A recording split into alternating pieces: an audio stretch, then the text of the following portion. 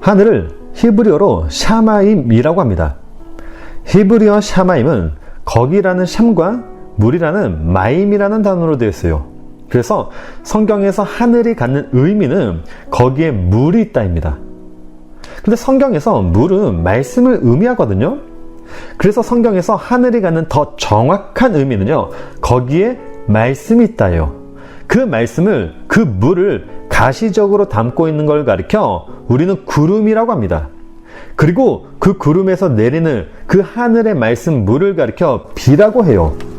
그러니까 하늘과 구름, 비, 물과 말씀을 풀이하며 이렇게 되는 겁니다.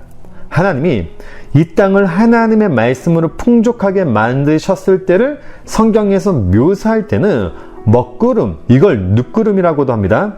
자, 이 먹구름을 통해 비를 내려주셨다라고 묘사를 하는 거고, 반대로 하나님이 이 땅을 저주할 때에는 이 땅에 비를 내리지 않는 가뭄으로 묘사를 하고 있는 겁니다. 그래서 선지자들이 이스라엘 백성들에게 하나님에게 먹구름을 보내달라고 그렇게 구하라고 하는 구절들이 있는 거죠. 자, 그런데 성경을 보면요, 하늘에서 내려지는 그 물을 누구로 묘사를 하고 있죠? 예수님으로 묘사하고 있습니다. 그래서 요한이 그의 서신서에서 예수님을 가리켜 이는 물과 피로 임하신 이시니 곧 예수 그리스도시라 물로 임했다라고 이야기를 하고 있죠. 그 물을 요한이 요한복음 1장에서는 말씀으로 설명한 겁니다. 하나님과 함께 계셨으니 이 말씀은 곧 누구다? 하나님이시니라. 그러니까 예수님이 바로 하늘의 물로서 이 땅에 비로 오신 분이시죠. 그런데 그 비를 담고 있는 게 뭐라고 했죠? 구름이기도 하다고 했죠.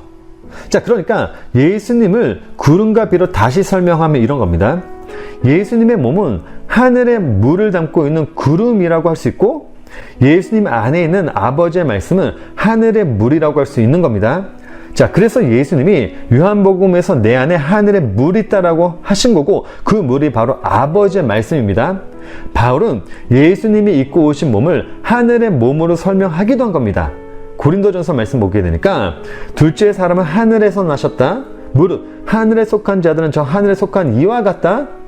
또한 하늘에 속한 이의 형상을 입으라. 여기서 하늘에 속한 형상이란 것은 구름을 의미하는 겁니다. 그러니까 하늘과 구름이 갖는 의미를 다시 종합하면 이런 겁니다. 하나님의 말씀이 곧 하늘의 물인 겁니다. 그 물을 담고 있으며 구름이라고 하는 거고, 그 구름이 되면 하늘이 된다는 거예요. 자, 그렇다면 그 말은 꼭 우리들이 하나님의 말씀을 갖지 못했던 우리들이 예수님이 흘리신 그 피로 우리가 하나님의 말씀을 갖게 되면 우리는 구름이 된다는 거고, 즉 하늘의 몸을 입게 된다는 겁니다.